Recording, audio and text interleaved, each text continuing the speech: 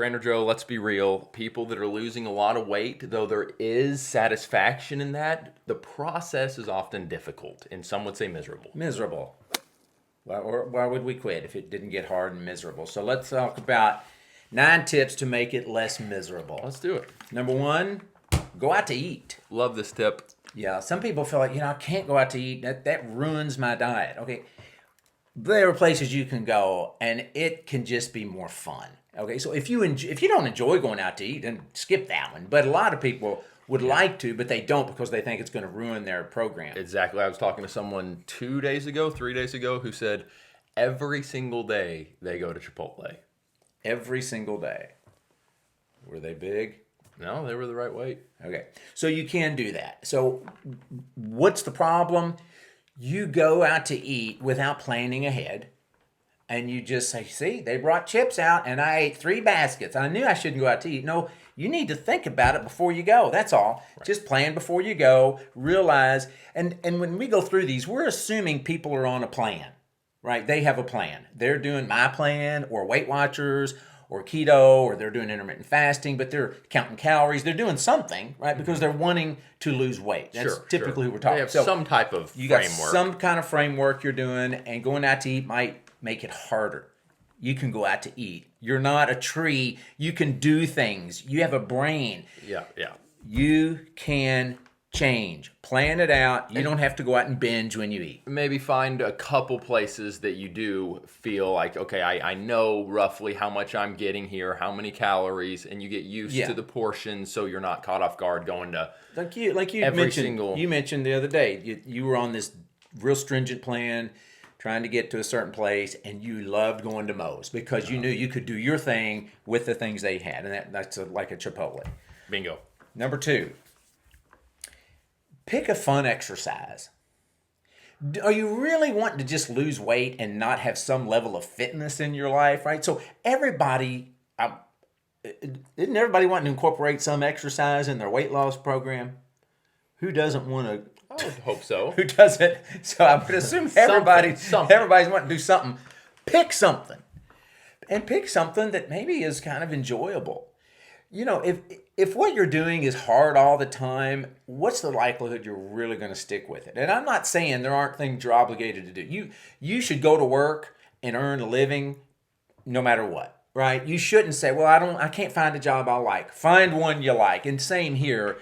You can find an exercise that you enjoy. Find one. You don't have an excuse not to exercise.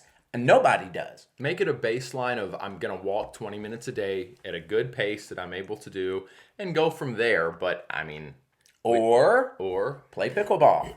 Or get in the pool. Or go on a hike with your grandchild. Or go look for butterflies and see if you can catch one. Whatever that is, there are things you could do, but you haven't decided yet, I am going to do something. See, once you decide that, I am going to walk in this plan and I'm going to lose weight, then you're interested in finding things that are fun and enjoyable to do because you know, if I'm going to do it, I might as well enjoy it. Definitely. I completely agree. Yeah. Number 3.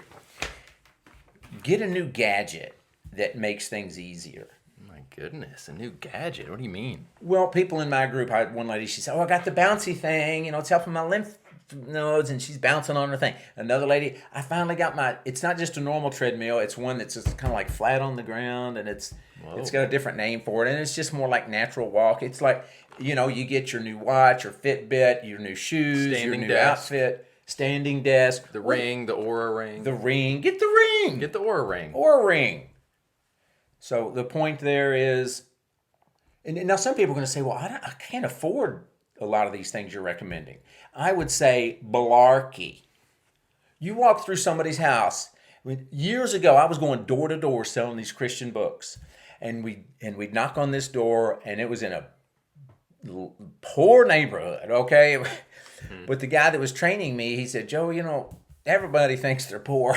He said, but as we go in, look at that satellite dish they got in there. It was huge. It was as big as it looked like they were trying to look at Mars with this satellite dish.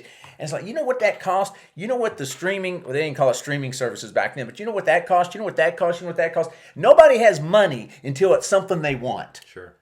Then they find it. I'm just saying.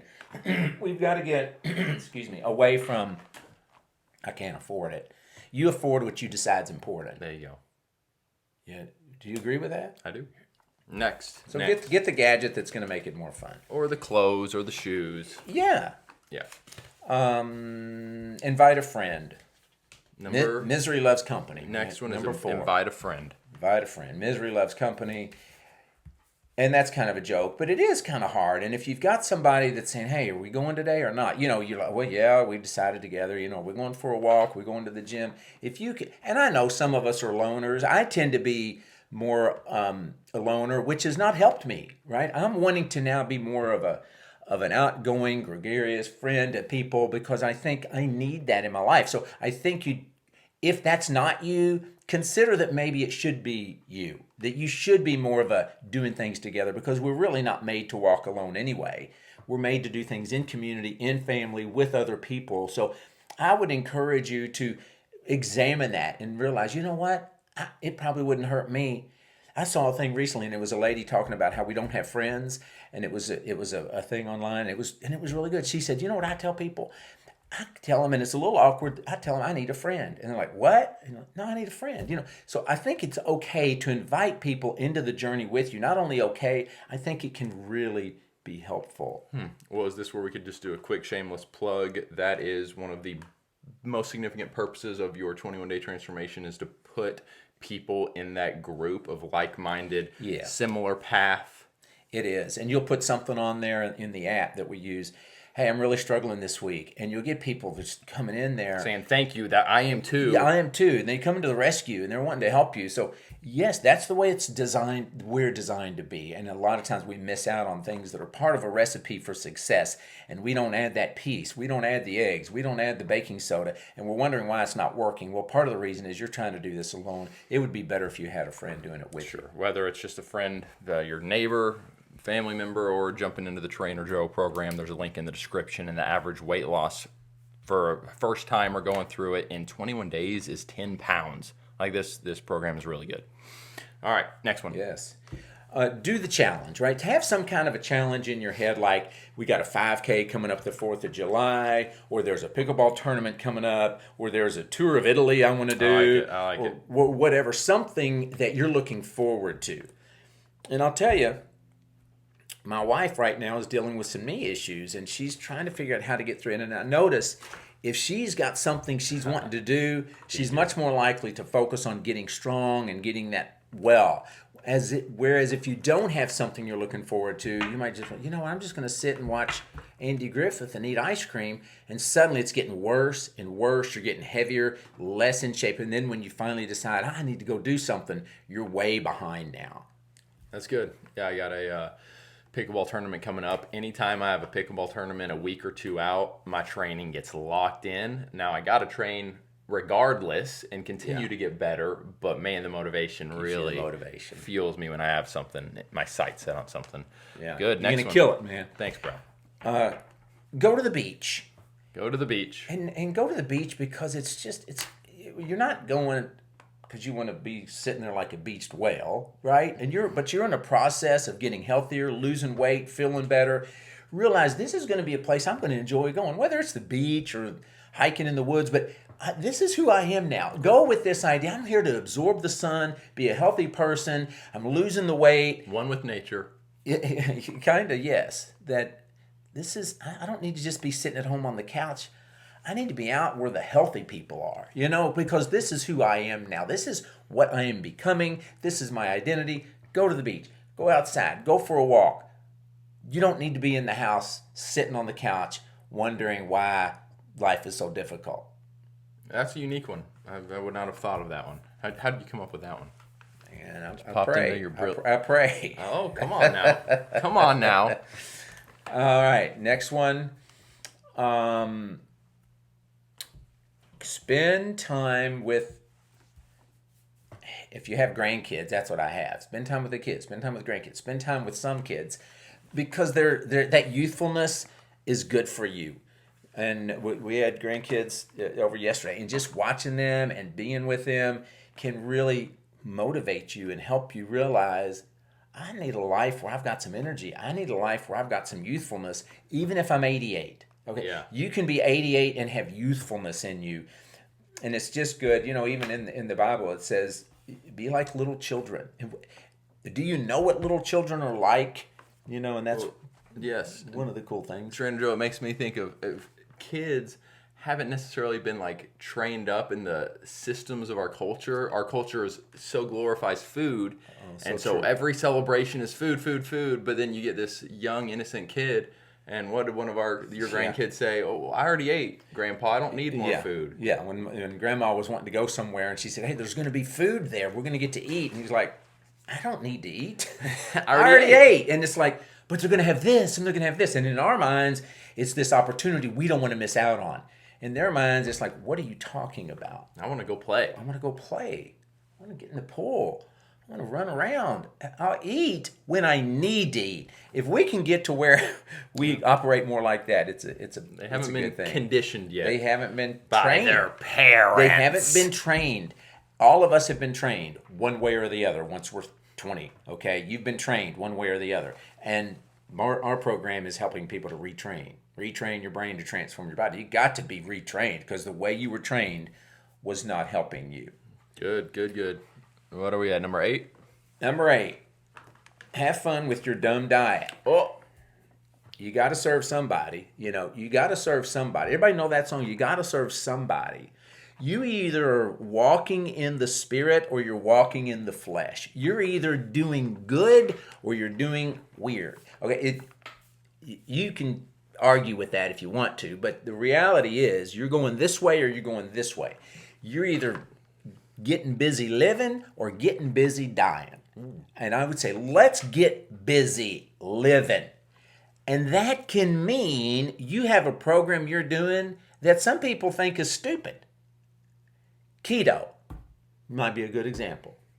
Some people think that's stupid. Why are you doing that? Hey, if you're doing it and you like it, do it, enjoy it. You're doing intermittent fasting, somebody might say, here's problems with that. I don't care. Somebody's always going to have a problem with your program. But you find one, you know what, this gives me life. I like this one. I like doing it this way. Then do it that way. And if you're counting calories, this is fun for me. I can do this. Then do that. Enjoy that. Have fun with that. And if after 6 months you're like, this ain't working anymore, look for something else. Or decide you've got to tweak the one you're doing. But don't just stay stuck and say that nothing works for me. Nothing's ever worked for me. Yes, it has to a degree. Failure is not final, it's feedback. When you say, I failed 8 times, so I know this is never going to work for me, you are not walking in the truth. You're walking in your past failures. You're dwelling on what you can't do. That's really going to help you? Is that going to help you? Trainer Joe, even though you have bashed some of these programs in the past. And I'll continue to do so. Right. I think there are some that are going to work better for some people than others. But the point here is there's so many options. Mm-hmm. It's like, what are you complaining about? Mm-hmm. There's something out there for you. What are you complaining about? You're complaining because you have not opened the door to, I'm going to do it no matter what, so I'm going to go find one that I like. Okay, good. Number 9. Where is it? Right here. Oh. Come on, baby. Last but not least. Already at the end? Mm-hmm. Number 9, give yourself permission to change. It can be scary. Anybody that has an addiction is probably dealing with, do I really want to leave this? Because it gives me something. Do I want to leave this? When you leave your addiction, overeating, and everybody says, well, you got to eat. Well, you don't have to have second helping. Okay, so there is an addiction still playing. And you don't have to eat at midnight. You don't have to eat the whole pizza. You don't have to eat dessert, right? Well, I got to eat. Yeah, you got to eat. But you don't have to eat like that. You don't have to eat it all. So give yourself permission to be different. When you decide, you know what, I'm going to not have dessert. I remember an interview with somebody in the Olympics, and they were like, what are you looking forward to? He's like, well, I haven't had dessert in 2 years. Okay, if you've got something important you're doing, you're willing to give something up. You're willing to give it up when you see that there is a reward down the line, and that is Einstein said the measure of intelligence is our ability to change. We've got to realize I can change. I can be different. We're not always ready. We don't always want to. Do you want to be well? Not yet. Because I love my addiction. And we can sit in that for a long time. And then we say, I do want to be well. I'm going to give up this one thing, the addiction, and gain everything. Real life. Are we really experiencing life as it was intended when we are ruled by our addiction?